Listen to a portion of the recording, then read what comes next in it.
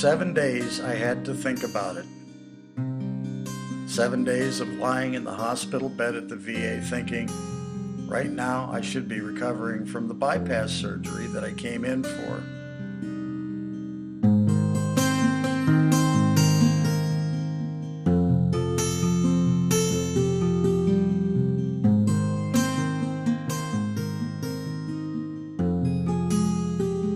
They hooked me up to a balloon pump to keep my heart beating, and sometimes I could sleep through the pushing noise.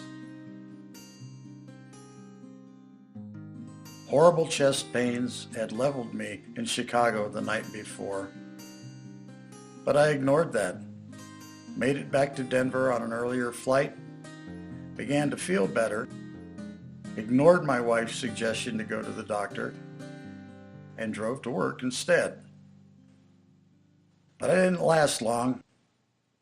Again, the stabbing, radiating chest pain, and I called my wife to hurry over and take me to the ER. Lying in the bed holding my wife's hand, I waited as several doctors and nurses walked into the room.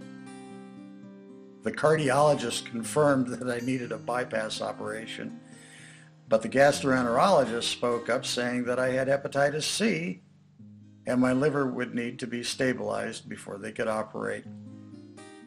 I had heard about Hep C through my work. What I didn't know was that I had ever been exposed to it. Did I have any tattoos?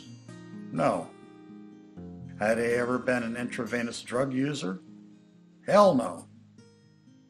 Had I ever had a blood transfusion?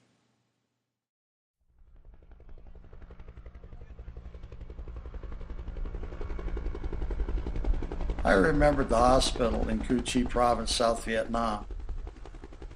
I watched as they washed blood down the floor drain from all the operations going on at the same time.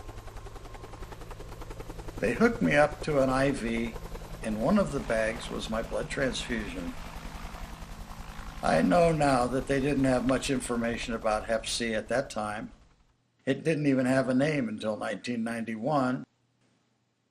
So this had been destroying my liver for 36 years.